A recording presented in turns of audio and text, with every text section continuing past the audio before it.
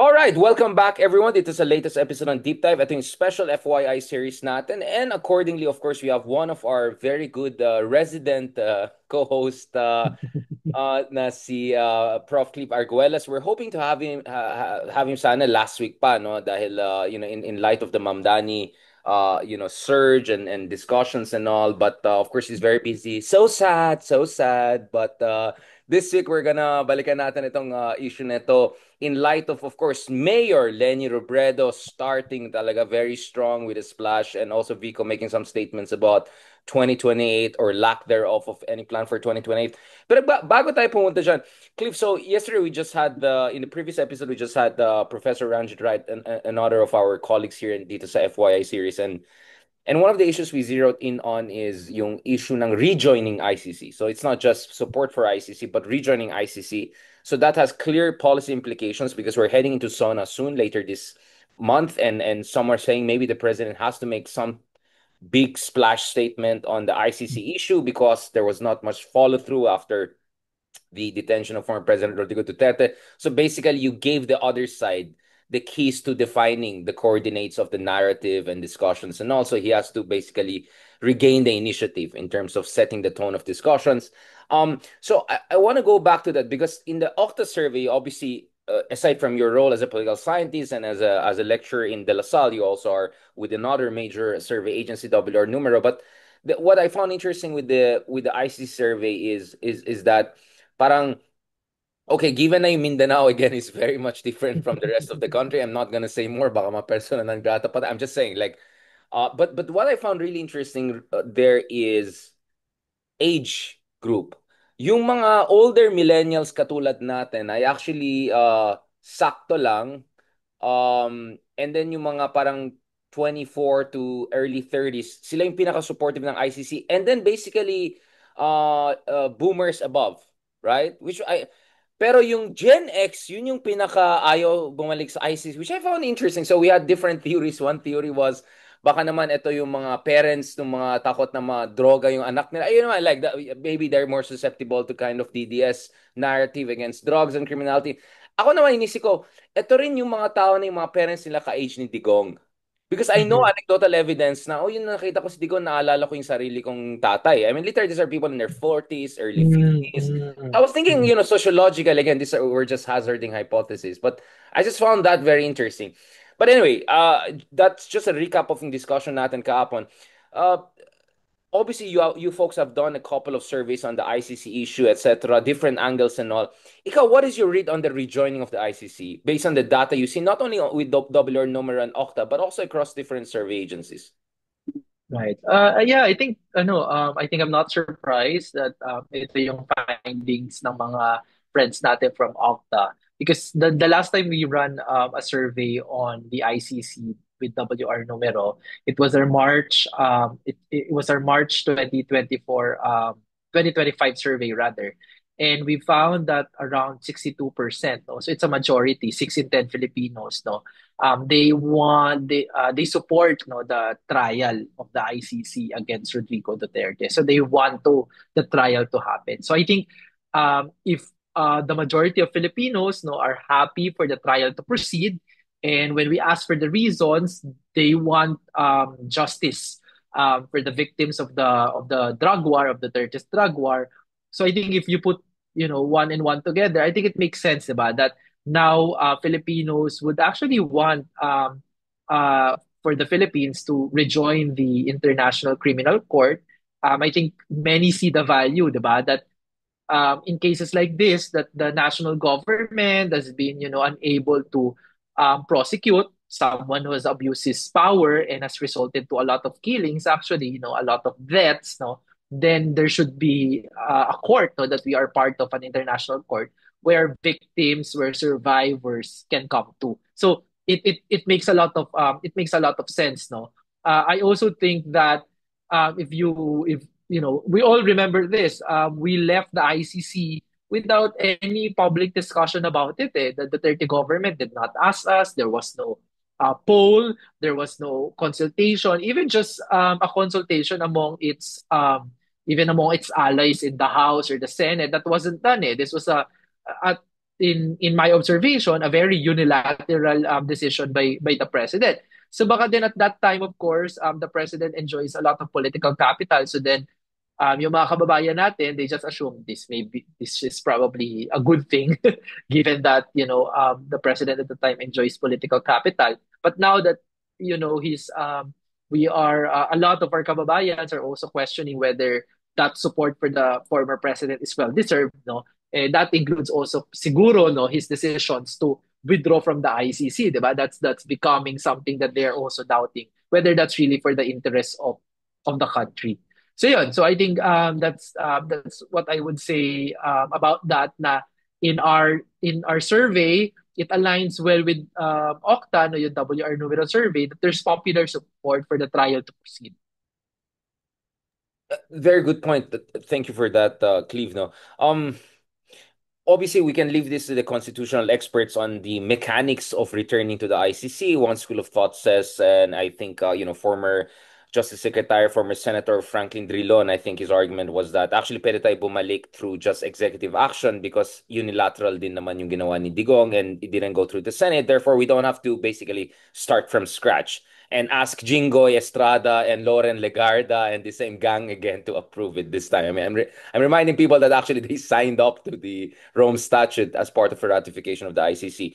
The other school of thought is saying no, actually we have to go through the process, etc. But regardless, the State of the Nation address is coming up soon, di ba? At dito, may signaling power ang president. I think this is the term that our very good friend Ronald Holmes, not Ronald Llamas, but Ronald Holmes uses yung signaling power of the president. And the SONA is definitely the ultimate signaling, right? As far as the president pronouncement is concerned. Do you think that assuming the president is looking at it both from a principled position but also from a political calculus point of view, do you think it's time for him to actually say something on the ICC and something even along the lines that it's time for us to rejoin the community of civilized nations, if I can put it that way, even? Yeah. Yeah, I think so. I think as you describe it, no, I think there are both principled and pragmatic reasons, no, politically pragmatic reasons why this is something that President Marcos must pursue, no, especially in his latest State of the Nation address, no. First, I think we're coming from a very principled motivation. I think it's only time that we return to the ICC, no, given that for all of its declarations that Malacanang is actually also pursuing justice on behalf of the victims of the Duterte's drug war, no, then dapat dapat Malacanang should walk the talk, no. I think the first path to also aside from supporting the investigation and the trial, I think Malacanang has said that it will support some of the witnesses, no. It should also return to the folds of the ICC, no? That is parang part of our path to justice. And there are a lot of other proposals na dapat talaga pangatawanan ng Pangulo, I think broadly because this really shows that he is committed to the path to justice and also reconciliation, di ba, among our people. And this is not just all political propaganda. But I also think that it's very pragmatic politically, both domestically and internationally, because it's a signaling power yung SONA, but also very important that finally the president has set the agenda. I think for the past weeks, no, sometimes I think the disappointment is that we have a very powerful office of the president, no, especially in setting the agenda. But I think for the past weeks, what my observation is that this has been hijacked, no, by DDS, no, by those coming from the Dutertes, no, and that's really unfortunate. Kasi ang nangyayari is that um, everyone else, no, against Duterte, no, everyone those who oppose, no, the Dutertes are pushed to the wall. But it should be the other way around, di ba? Dapat sila ang matulak sa pader, no? Kasi sila dito yung nagre-refuse, no, to be to submit to the rule of law, no. So it should be the other way around, and so I think the president should really use the State of the Nation address to call on the attention of the public and also his political allies, right? That justice and accountability must be exacted from the Dutertes, but also that no one is above the law because for the longest time they've been acting like they're higher, no, than the law. That's domestically, no. I think that he will win political points, no, by doing that. But also internationally, we've observed that this president is very much interested also, diba, in improving its reputation online, internationally, not online, internationally, right? So there's also that hope that I think that by rejoining the ICC, no, by showing to the community of nations, no, na we are willing to rejoin, no, this civilized community of nations that believes na, diba, the rule of law is very important and that crimes against humanity, no, must not happen in our country or elsewhere. So yun,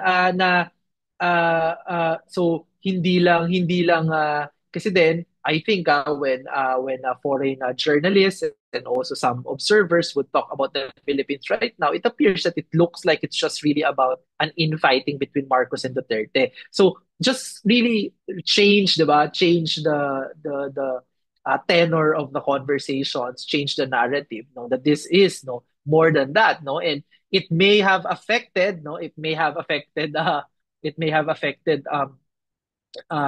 the Marcos Duterte relationship, no, but at the end of the day, it's bigger than that. Paano na din, no? I guess it would be it it would also if the goal of the president is really to also make a different impression in the international community, no? Kung ano yung ibig sabihin ng pagiging Marcos, this might be an opportunity as well, no? So yeah, I think it should be front and center of the State of the Nation address, no, that this government really is behind, no, those seeking justice. I mean, we have some of our audience members saying that actually, again, BBM in a recent interview said na he's not interested in rejoining the ICC. I just want to remind people this is the same BBM who said he doesn't recognize the jurisdiction of ICC until January, and this is the same BBM that handed over Bigo. So, like sometimes I think we have to take things with a grain of salt. But having said that, um, I understand why the president perhaps may also have a reason not na hindi niya balikan itong issue na to kasi sa tingin niya siguro, well, nagkaroon ng backlash siguro ng elections, magkakaroon ng rallying around the flag effect yung Solid South, for lack of a better term.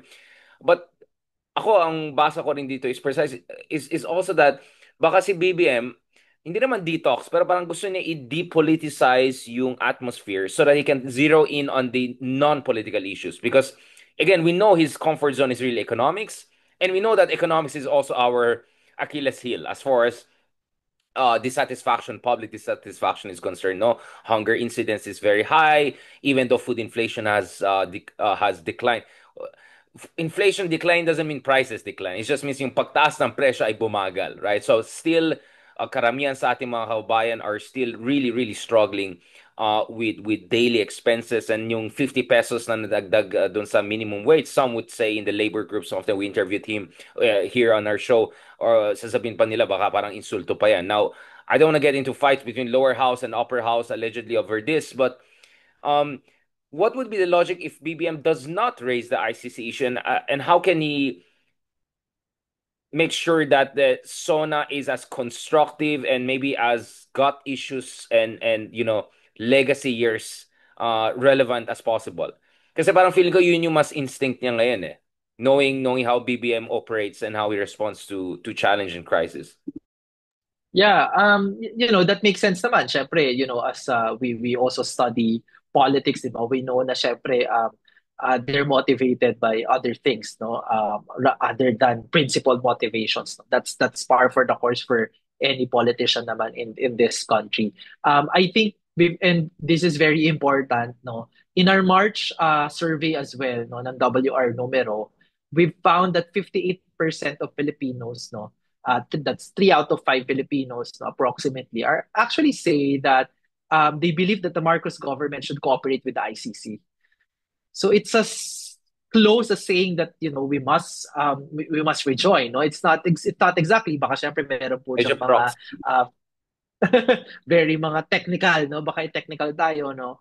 I understand, but in this context of the conversation, no, with Richard, no, it's clear, 'di ba, na if you have that Okta survey, you pair it with this one, no, there's popular support for the Philippine government to be engaged with the ICC, whether that's returning to as a member, no, as a treaty member, but also to cooperate pa nga eh. That's I think that's a higher demand pa nga from Filipinos. You must cooperate, no, with this investigation and trial of Rodrigo Duterte. So I think if the motivation is to make good with the public, and to ensure that he has a legacy that people will remember, it looks like no there's public support no towards that direction. So the president should take into consideration that refusing to do this and playing maybe hiding no maybe hiding baka yun na lang yun no hiding na hindi talaga ito yung what he wants to do,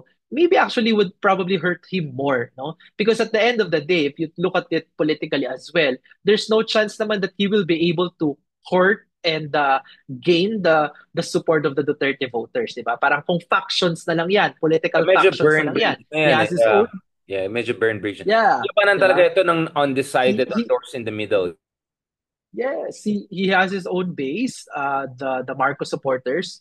Lost na yan, lost na yung Duterte base, di ba? Sino na lang? So, one base is the liberal progressive opposition. And this is, this is very much the people demanding that we rejoin the ICC. That's a big chunk of voters that I think in a wait and see position. Maraming apprehensions itong liberal progressive voters. But taking that direction, I think would be a welcome no development for this constituency. And then the middle, diba? The middle, the undecided, which in the survey nga, both WR Numero but also other firms, no, it's telling us that there's popular support for this kind of action, no. So in short, I think kapag hindi to ginawa ng presidente sa SONA, he may be missing a very important political point that otherwise actually is his for the taking.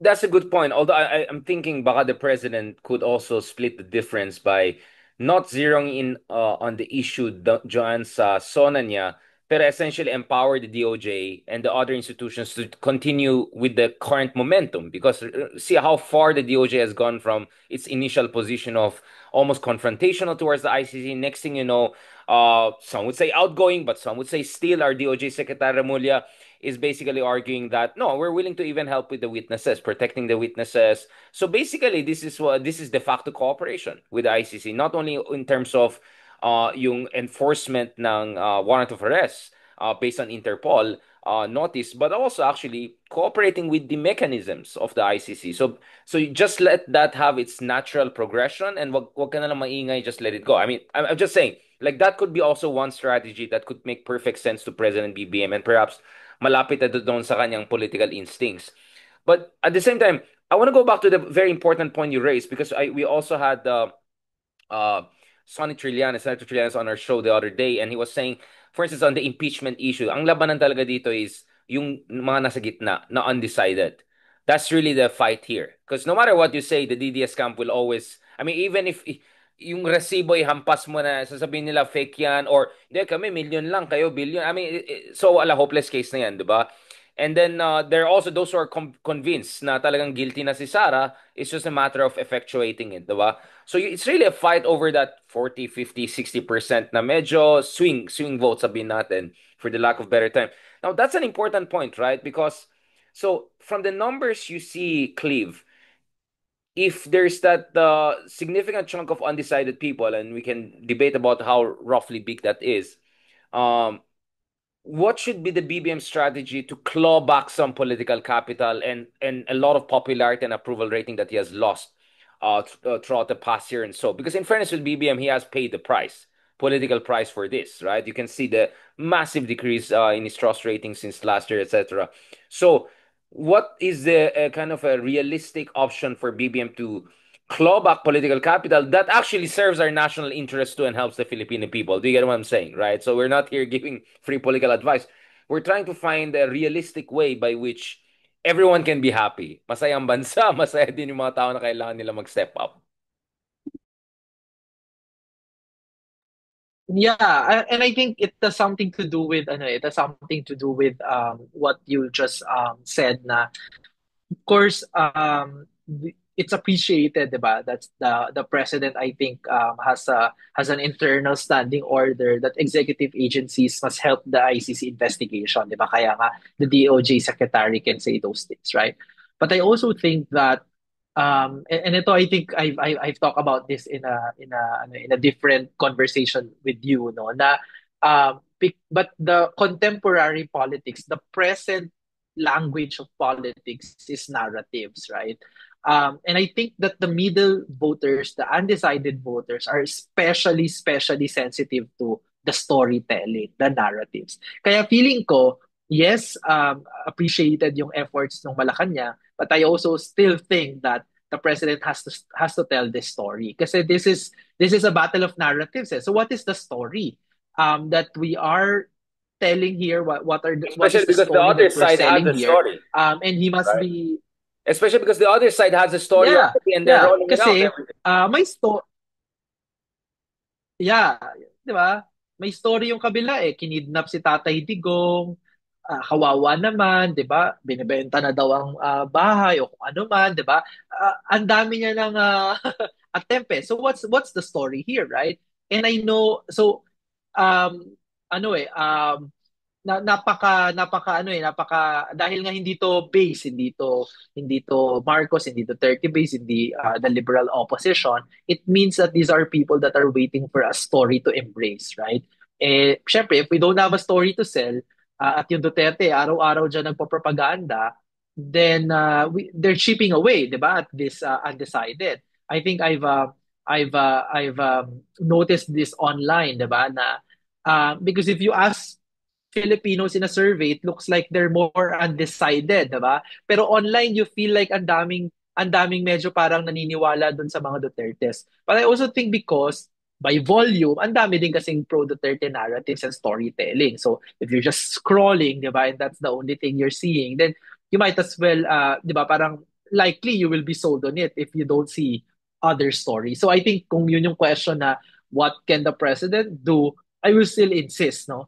Na sana he use that power, especially that, no, ito naman coming from someone who studying populist politics. Populist leaders are storytellers, di ba? They're narrative sellers eh. And silence may not be a very effective way to combat it, no. I know na may tradition kasi yung ating mga liberal technocrats, no, na no, let's just parang let the work speaks for itself, no? Just the background work, no, kaya na yan, no. But I think this is a very different political landscape, no. This is a landscape na communication is very important. People are glued to their devices, watching something, reading something, listening to something. Kung wala yan, kung hindi ka nila nakikita, out of mind yan, no. And of course, you lost the battle already. So we must be part of those conversations, I think. That's a very important point, no?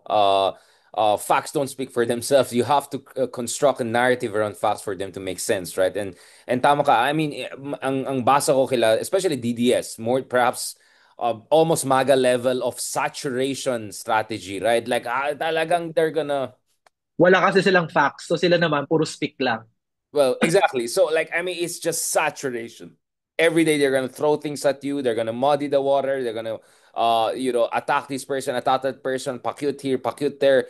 And you're right. You cannot abandon the field, the basically the information ecosystem to them, because no matter gaano ka sila kasablay, they're gonna dominate it. So basically, hegemonic pa rin ang DDS camp when it comes to the discursive battlefield, di ba? Yes, malakas ang pinks and progressives in terms of pushing back because of their influence in traditional media and also in some platforms like Twitter and to a lesser degree, I would say on YouTube and Facebook. But if you're BBM, you cannot just sit back and let these two figure it out because neither of them are really your allies, right? One is an all-out enemy. The other one is just tactically a bit more comfortable with you. So I think he has to really make some tough choices to win over not only the pinks or at least soft pinks, let's just call it soft yellows. That in that sense, people may be more similar to how Senator Trillanes reads the situation, right? Which is we're not necessarily, like team BBM, but we're definitely never Duterte, right? But also win over yung mga tao na They just look at all politicians as the same. You're all just the same. You're all corrupt and all of that. So I don't feel invested in this. Looks like another opportunistic intra elite kind of warfare, right? So having said that, what is your read, Cleve, in terms of what should be the narrative of BBM at the meta level? Like, what should be the meta narrative, for the lack of a better term, for him to make that kind of comeback? I mean, it's an important question. Actually, I didn't know na dito papunta yung discussion natin, pero napaisip ako, yun nga eh, ano yung narrative mo? Kasi purong tactical tayo eh. Itong issue na to, itong issue. But if you're BBM, actually, ang challenge mo is, what is your meta-narrative? Because clear yung DDS, clear din yung progressives, right? The Pinks have a clear meta-narrative. We'll discuss that more. Ang kulang lang sa Pinks is more tactical victories and more resources, right? But now, BBM still has the levers of power. He's still the commander-in-chief. So he doesn't have resources problem. What he lacks is a kind of a information on warfare, army, and strategy. Yeah, and I think the challenge with the meta narrative, 'di ba, for the president, something that he can say, right? Hindi naman siya pwedeng magising bukas, no? And then the meta narrative of the president will be something like the new ML party list representative Laila de Lima will say, 'di ba? Hindi pwedeng magkatunog si Didn't he President do that? Marcos at Yung saka si de ano, yung Lima. ano yun, sa gobyernong tapat.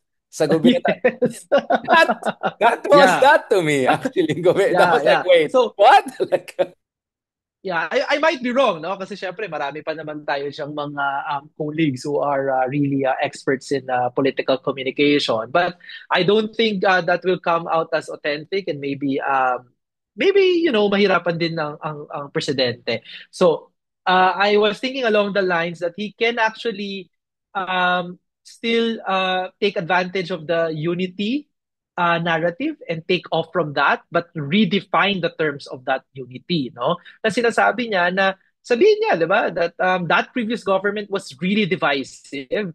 I thought that they wanted to move on, but they did not. No, in fact, they wanted to hide from the law. They wanted to continue. So I think that he is well placed to point out that this is a very divisive force for the country. That they cause us. They sinaktan nila yung Pilipinas, they caused division, both physically but also socially, di ba? Nag-away-away tayo dahil sa kanila. Yeah, and that this government actually is taking a stand because he wants us to move on. But moving on demands justice, moving on demands accountability. But more importantly, I think, moving on I think that language of unity, na meta narrative, I think the president can and must couple it with a welfare agenda. No? And I think that is very well placed to place it in a welfare na in the sense na these political issues, no, parang gusto nating ma-resolve na sila once and for all. We're taking a stand as a country. And because of that, we can dedicate time, energy, resources, no, to combat some of our welfare challenges, no, social challenges, no. I'm fixing in the education sector. Here's the budget I'm putting there. I'm fixing healthcare. So I think kapag ganito, that people will realize that wow, we can do both, right? Um,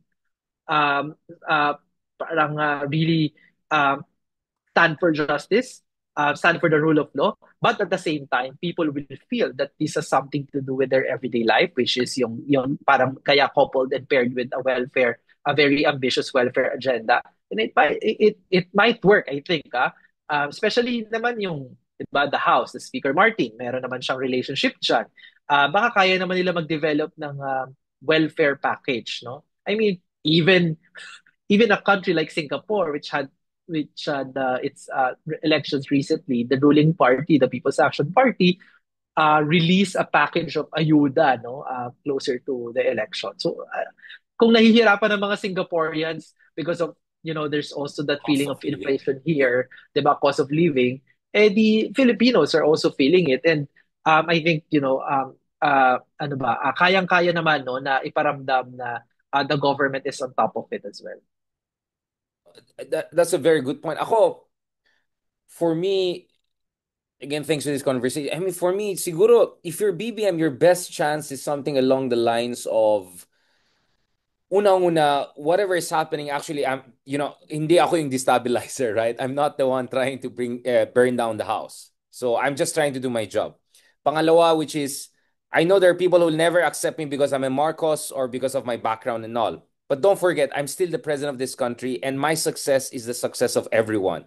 Tingin ko that could work better. And third, I hope you still give me a chance in my final years to leave a better legacy for the country and then we can talk about the Marcos legacy again. Something along, I think if it's like that, yung parang first of all, you push back the onus and say, actually yung kabila yung nanggugulo, hindi ako. I'm just doing what I can do. Pangalawa, you say, alam ko may mga tao na never Marcos dahil ganyan-ganyan. But maybe, you want to give me also some credit. West Philippine Sea, accountability, EJKs, bumaba, etc. And then third, I hope you also give me a chance na dito sa aking mga huling taon as a legacy president, I want to do my job because it is also in my interest to do it right. So I just hope we can make this work even if we're not necessarily in this. I think if that line might work better, yung line ng even if, right? Rather Ang ganda, ang ganda. di ba? Parang application video na ata ito eh. No, no, no, I think, It yeah, yeah, works. yeah, I think that yeah. will work way better than a mag-ostrich strategy ka. Just pretend the problem is not there and like or yung hard sell, right? Like no, it's not gonna work, my friend. So I think the even if strategy is really his best shot at this point in time. The rest is really details, right? But I think as far as meta narrative strategy is concerned, I think the even if is really my for me, given everything. Because like for instance, you have people like Trillanes, Senator Trillanes saying that actually sa akin solved na ako in a sense na West Philippine Sea, ICC, Kiboloy, putting people like Torre. Actually, he has ticked a lot of boxes already for me to kind of feel good enough to say, yeah, actually he's more like Pinoy. Like God bless Pinoy's soul. I mean, in a sense that yes, he's Marcos, and we can talk about a lot of things that have gone wrong with the family and his own administration, but on big issues, he has delivered. I mean, it could be also like that, right? Or you could win over those kinds of people, right? And Senator Trillanes just happens to be the most vocal and influential in the liberal progressive camp who has openly come out and said, yeah, actually, if we look at it, he's our guy, right? Obviously, this is too controversial for a lot of people. So you kind of go, even if, right? Even if, right? And well, you could even have the scaring tactics, no? Gusto mo ba bumalik ang mga Dutertes? Haven't we had enough of them for the past 6, 7, basically a decade, right? Do you want even more of that, di ba?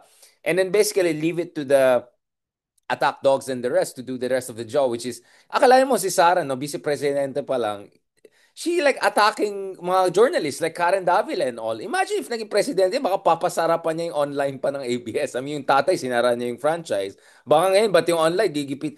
I mean, right? You call out personally a host, just ask some sort of a question or parang aside lang yun yung sinabi niya about pag bumalik doon. And then you'll make a statement on that. That's kind of scary, to be honest. Not that I'm scared, but I'm just saying that tells you if binigyan mo ng power itong tao at that level of presidency, good luck talaga sa freedom of media. And now look at how easy for people is to attack BBM right and left. Tawag nga sa kanya, bangag and all. No one is going to jail for that. Good luck doing that to Sarah. Yeah, exactly. And that's I think is as what we have been saying, that's a story, that's a narrative, right? And it needs to be told, no. Even these achievements of the president, no, lagi mukhang may challenges kasi si Malacanang sa PCO, no, but even these achievements, these are very important achievements of Malacanang, defending our claims in the West Philippine Sea, standing up against the Chinese bullies, di ba? uh, Even Alice Go, for example, 'di ba? Pogo. I mean, tapos yung mga sinabi mo, 'di ba? Kibuloy, Jen Torre, no? All these actually are very strong evidence, no, of where he's 'di ba? Parang what this government has been doing. And parang yung mga ganyan, 'di ba? But kailangan may overarching na story, 'di ba? What is this about, no? And kasi I also think that we cannot underestimate the Dutertes. I mean, you've already demonstrated that our fears, no, are not unfounded, no? Ito, 'di ba? Ito pa lang eh. Wala pa nga eh, hindi pa nga presidente. Look at the way that the vice president is behaving.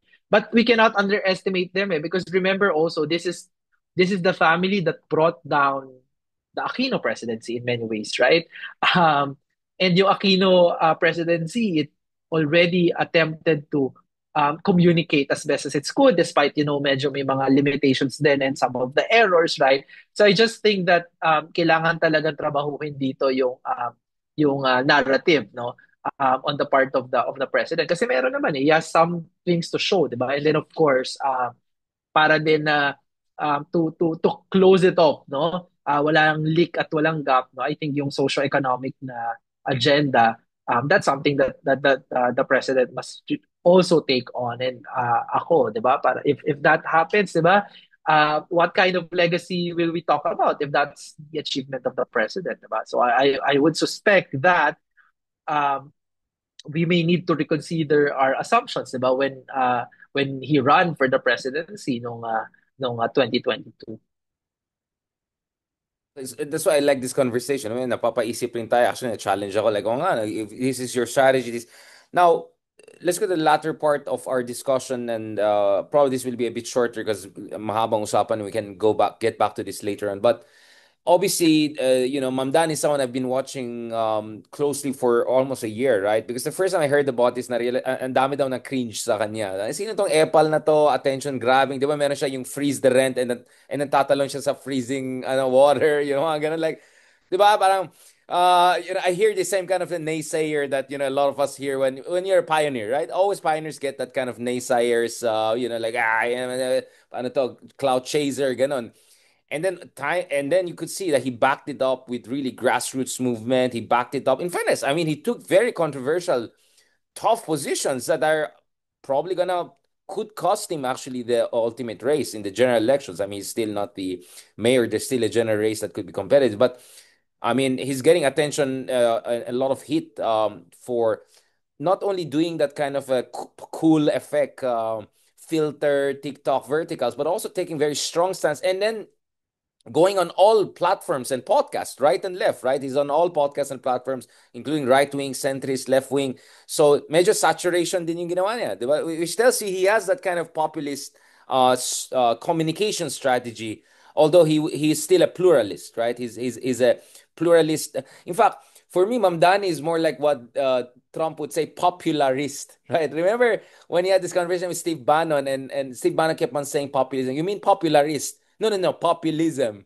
And it's suddenly na-realize si Steve na hindi niya nag-gets yung term ng popular. But apparently, popularist is another way of putting it, right? You just say nice things and all, but don't be too crazy, right?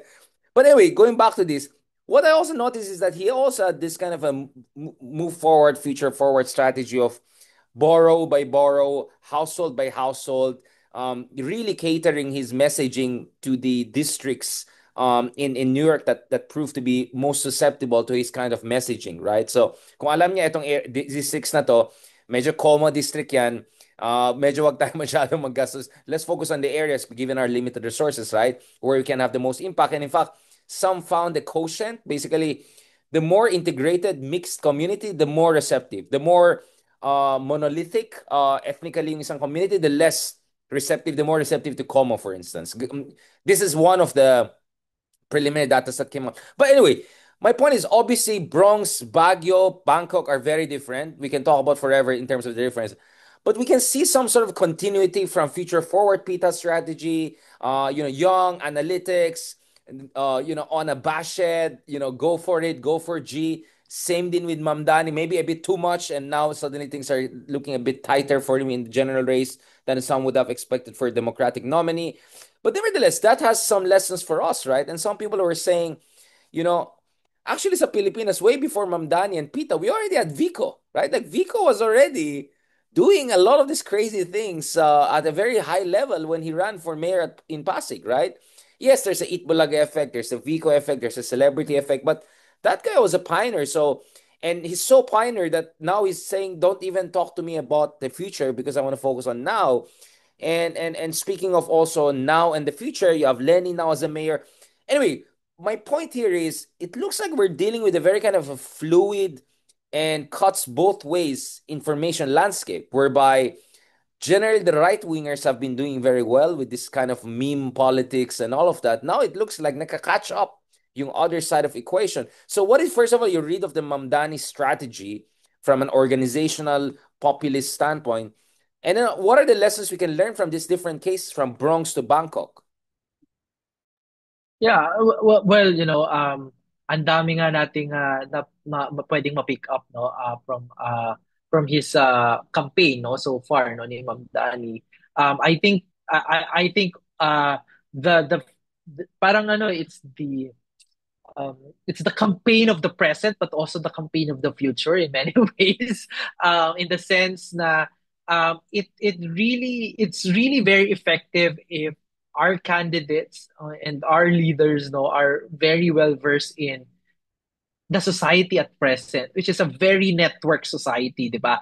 Parang what I observe that's really practiced by people like Ma'am Dani, but also the Move Forward and others like them, no, is that they know that in the current information landscape, it's very important to speak first and not only to saturate but to be the first, 'di ba? And to do, 'di ba? Ma'am Dani would do lives, no? May issue, merong chismis, magsasalita siya agad, no? So they understand the current communication landscape, and because of that, that's an advantage, no? For him. So I think yung ganon, and Vico is also someone who would do that, 'di ba? Minsan nga sumasagot pa yan sa uh, mga nagko-comment or mga bashers na medyo Yeah, misplaced yung mga patolerant Oo, din 'di siya. ba? Patol Yeah. siya. Yeah. Yeah. And it's not something na I can imagine 5 years ago if you do that it's probably bad taste, no? But now it's not eh. People do expect you to take on those kinds of comments and be, respond and that's fine with them, no? So yung ganong klaseng understanding na ito na yung meron now. And in some ways that's something that Sara Duterte takes advantage of, eh, 'di ba? Kaya nga it's disappointing that the one taking advantage is someone like the vice president whose heart is probably not pala probably but not in the right place, diba? Um, so Heart lang. uh, I can't speak for the other body parts, no? Only the heart No, it just, by the way, it's everything. Okay, okay, never mind. above. Forget, Okay. forget. Yeah, yeah, yeah. Yeah, yeah, yeah. Yeah. So yeah, diba? So so yun, no? And the idea as well na this re-energizing, this very high energy. You feel that's it's very mobilizing, no? Kasi halimbawa ang sinasabi nga sa mga early studies nitong sa para mga demographics na nag-vote kay Ma'am Dani, ang very important demographic is those who have never voted before or hindi nag-vote in the past Precisely. in the recent primaries because they feel that they're excluded from the process and they don't have a say, di ba? So that ability to be able to mobilize itong mga excluded, no? That's something Yeah. na, di ba? That's very important. And not to mention, and I guess baka napapagod na yung mga nakikinig sa atin to hear this na uh, I think what's also in common about politicians like the Move Forward and now they're the People's Party, and Ma'am Dani is that they're very ambitious in terms of their policy proposals. These are not people who would say na maybe let's try to do. Di ba? Sinasabi niya, these are the 5 things that will happen once I'm elected mayor, di ba? And these are all big things, but these are things that people care about, no? Ayun. So I think hopefully, we find more people like that in the Philippines, no? Mukhang ano, no? Mukhang for now mga mayors muna sila, but hopefully they get to better places as well. Ba't ka tumatawa? Actually, na-remind ako dito yung kay Steve Kerr. Yung sa The Office, there's a part na parang he was asked by a superior, what are you gonna do if you're, like what is your motto in life? That was something like, tignan mo. So it's philosophy is basically this. And this is something that I live with, and I always have. Sorry, nag-pressure.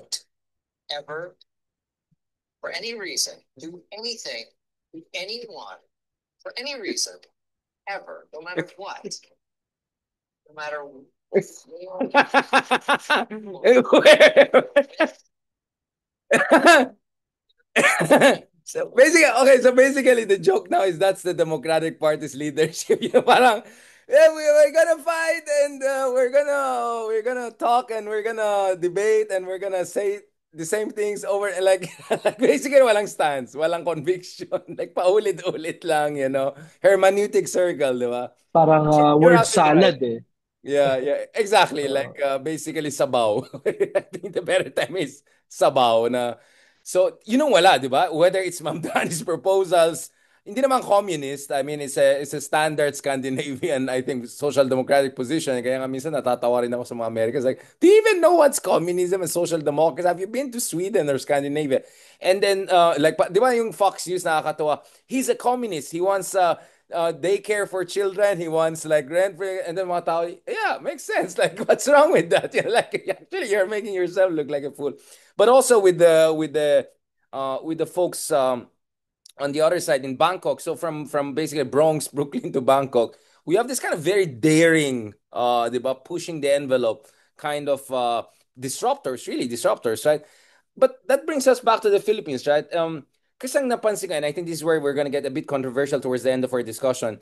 Like Vico is the one who actually has been pushing the envelope and all, and at the same time implying that he's gonna take a break by 2028 and just focus on institutionalization and all. And actually, theoretically, it's not totally impossible na makita ko siya magturo siguro sa ASOG because Senado, he doesn't want to be too Soto in Senate. That's so trapo. Assuming he's even interested. Congreso, can you see like Vico schmoozing with 300 other people trying? So the only reason I can see him running again is to protect yung next mayor na on his side, something like that, or preventing Eusebius. But you can really think na baka sincere talaga siya na he might take a break after 2028, right? He's too young to run for VP or presidency and is basically too old to do like bumalik sa councilor or something like that or vice mayor. That's too trap also for him. So and then you have Lenny, who's making a lot of splashes. Some I don't know how authoritative some of the surveys are saying that she's in a very good position to actually beat Sarah head to head if she's gonna be supported by practically everyone else, maybe including the incumbent. Um, but if you look at Lenny, she's gaining a lot of traction. She's getting a lot of support, and deservedly so. And yet, basically, the message is the same: good governance, right? Zero tolerance for corruption. I don't think it goes significantly above that. It's a very kind of a traditional or orthodox liberal position, right? Or maybe I'm not hearing enough. I mean, of course, yung regularization of the workers as city hall, mahalaga yan lahat and progress. But it's nevertheless, since it's still Pinoy, right? It's still the Pinoy, basically package, right? It doesn't go, parang it doesn't have same-sex union, I don't know, abortion, divorce, just to talk about some of the more contentious, I would say, social issues, or in terms of minimum wage and land reform or something like that. Again, I'm just saying that Lenny still gives me these vibes of she's a good person with a good heart for good governance. And more or less that's it, right? Which is great compared to what we have or have had. But some would say it's not nowhere as bold as what Vico is offering or some of these disruptors we're talking about is offering. Do you get where I'm coming from? So, and yet she's actually seen as the one who could come back and turn the table come 2028 rather than Vico. Or again, I know it's too early, but well, technically Vico cannot run anyway for presidency. So yeah, so de facto, Lenny still determines this, which obviously also raises the issue of Risa because Risa is much more Vico way than Pinoy way, I would say. And yet, I don't know where Risa is going to be in the next year or so. I'm sure there's going to push for her to run for president. She's open to that. But it looks like Lenny is still the at least presumptive standard bearer for the opposition for a lot of people who never gave up on her. And then there's even an option that even if Lenny doesn't run because she doesn't want to look like Isco, one term then run, then actually she might back up Bam. And Bam could be even more repackaging of another Aquino, literally and figuratively. So this is the landscape I'm seeing right now. Ikaw, what is your read on that, Cleve? yeah, I think these are the people that we're looking at, no, but maybe I'll probably add Joy Belmonte in the consideration, no, in the broader umbrella of people that are Even Magalong, I probably would say, yeah. yes, no, na medyo you know, we wouldn't be sad seeing them pursue higher offices, no, in whatever in whatever capacity, whatever position, no. Um, but I think the challenge is that you're right that some of the names na naririnig natin are probably would probably go back to um, the usual kind of like liberal reformist package, no? But I think that there are some lessons that we pick up from the 2025 elections, and that probably we should consider. And one of those lessons, and my favorite, is the resounding success, for example, of Akbayan Party List. And Akbayan Party List is not some you know, it's not a party list that you would associate with um, parang medyo moderate agenda, di ba? Mas talagang ambitious and progressive, no? Much like I would say, no, closer to Move Forward, closer to Mamdani, no?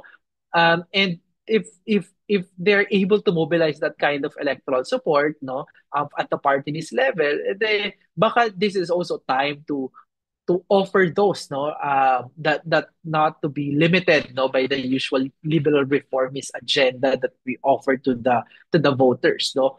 So and there are good kumbaga leaders to carry that agenda, di ba? I mean, you have Vico, although ayaw niya nga daw for now, no, di ba? Lenny has this limitation kasi baka nga sabihin na one term lang siya, di ba? So medyo kailangan niya bantayan dyan. So I'm most excited, for example, with the prospect of Senator Risa because she's term limited, no? She can return to the House, no, as maybe Akbayan representative or but I think you know, pwede din to be the standard bearer, the prospect of someone like Bam Aquino. I think yung lesson naman doon, di ba, yung kanila ay yung focus on socio-economic issues, no, education, jobs, education, jobs, education, jobs. Um, I think these are very important lessons. And yun nga lang, kailangan mabilis tayong matuto, di ba? Kasi lessons, it won't be enough if we're not using these lessons. It won't be enough if we're just taking down notes and, you know, listing the lessons. It must be applied immediately. Kaya I think that's the challenge. And we have inspiration not only domestically, but also in other places, no?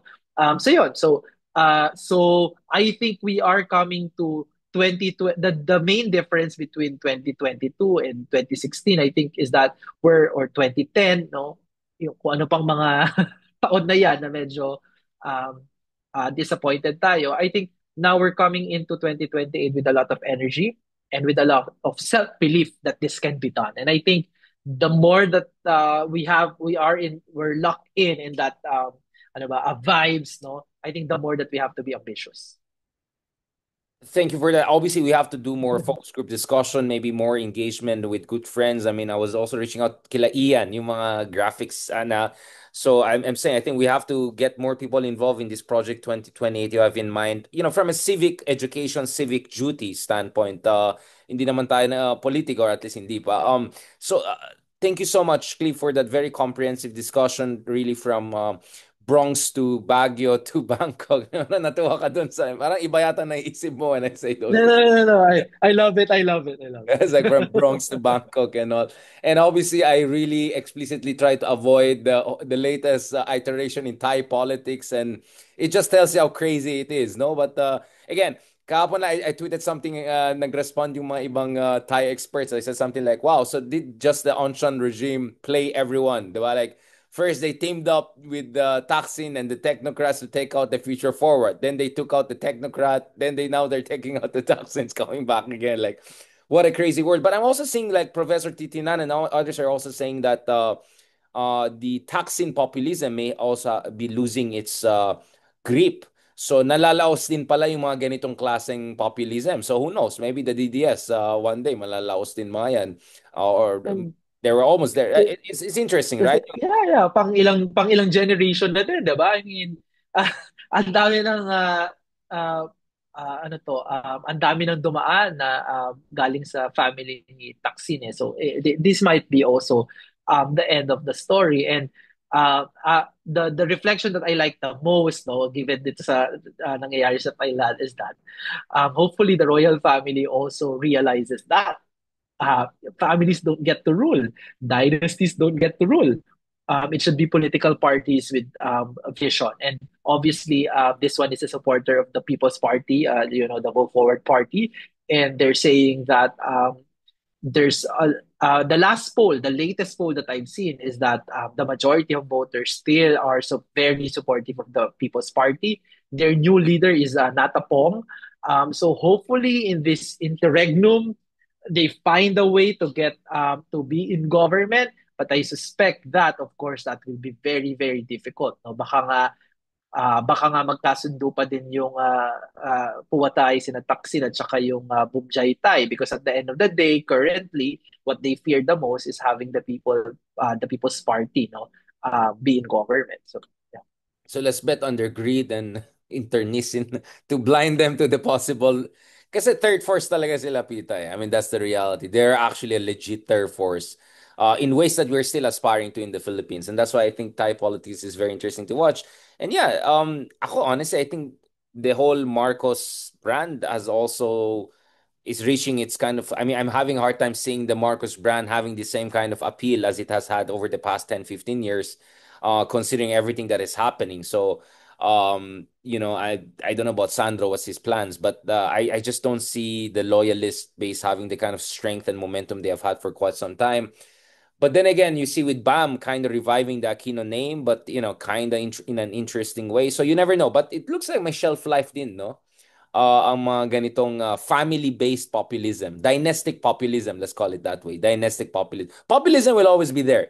But dynastic populism, I think, may have also its own limitation. That's an interesting point of view. Thank you very much, Cleve. Let's catch up soon and continue this kind of discussion. Maraming salamat. Is there any publication or any surveys that people have to look forward to, Cleve?